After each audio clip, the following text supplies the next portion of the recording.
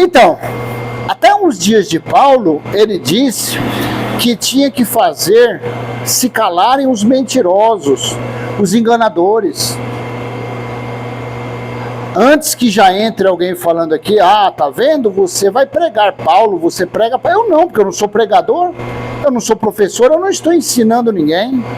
Não, eu apenas tenho a liberdade de ler os 66 livros, sem estar apegado a nenhum deles, porque tudo se cumpriu. Uma coisa é eu usar exemplos e outra coisa é a pessoa falar que tem dom de pregador e que precisa pregar as epístolas de Paulo. É totalmente diferente isso. Enganando as pessoas, dizendo que ainda estamos, que eles estão vivendo a eterna graça de Cristo. Dizendo que eles estão vivendo a graça pregada por Paulo. Não, eu apenas vou usar esse exemplo de Paulo, que vai fazer quase 2000 anos, que ele disse que os mentirosos daquela época, que eram os da circuncisão, que eram os seguidores de Moisés, deveria fazer eles se calarem. E hoje em dia, qual é o nosso papel? É minha obrigação fazer isso? Não. Jeremias capítulo 31, do versículo 31 ao 34, o próprio Deus disse: depois daqueles dias, ninguém precisará falar de mim, porque desde o maior ao menor, todos me conhecerão. Quando ocorreu esses dias, aqueles dias? Foi do ano 66 à metade do ano 70, foi o grande dia do Senhor, foi o tribunal de Cristo.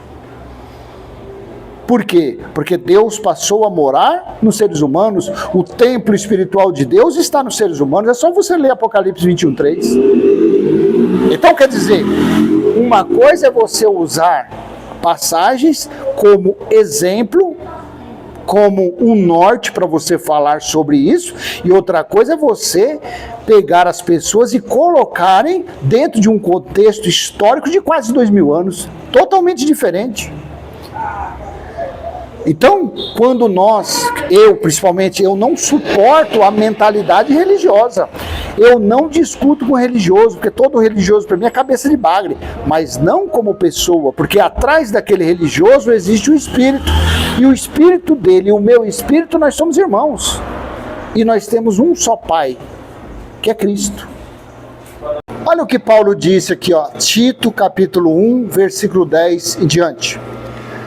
Porque existem muitos, especialmente os da circuncisão, os seguidores de Moisés, que são insubordinados, falam coisas sem sentido e enganam os outros.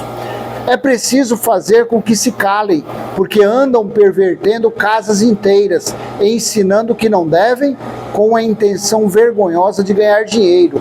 Foi um dos cretenses, um próprio profeta, balalá, depois você lê. Então veja, é preciso fazer com que se calem, porque andam pervertendo casas inteiras. Quem era esse? Os seguidores de Moisés, os da circuncisão. Não é exatamente isso que acontece nessas chamadas igrejas? Eles estão por aí pervertendo a Bíblia, não estão mentindo, não estão enganando, não estão roubando as pessoas. Os pregadores da graça não estão por aí chamando o evangelho eterno de anátema, chamando o evangelho de amaldiçoado. Aí quer dizer, eu venho com essa cara feia minha, xingo de cara de bolachão, de birimbau quebrado, de canalha, de safado, aí eu que sou ruim. Por quê? Porque eu estou falando contra eles, mas eu mostro o evangelho eterno, eu mostro que tudo se cumpriu. Aí aparece papagaio de pirata, aparece os baba-ovo desses pregadores ladrões, mercenários, enganadores, e vem defender. Aí vem chamar você de mal educado, vem chamar você de estúpido, vem chamar você de desequilibrado. Eu estou andando para isso. Porque aqui o próprio Paulo falou que devia, naquela época, fazer-se calar os pregadores de Moisés. E hoje em dia, deve-se calar os pregadores de Moisés? Também, mas nada mais de Moisés existe. Deve fazer calar quem? Os pregadores da graça, que estão mentindo para as pessoas, eles são hipócritas, porque eles falam que Jesus já veio, mas para que você venha ter prova que Jesus já veio, Apocalipse 1:10 tem que ser reconhecido como o grande dia do Senhor, o grande juízo de Deus. Porque se Apocalipse 1:10 não é o dia do Senhor, o juízo, então Jesus não voltou, porque Jesus veio para o tribunal dele, e o tribunal aconteceu de 66 à metade do ano 70, quando João, lá na ilha de Patmos, recebeu a visita em espírito de quem? De Cristo. João escreve tudo que você vai ler, Apocalipse 1:10, 11. E João mesmo falou no versículo 17, 18, quando eu ouvi, caí a seus pés como morto.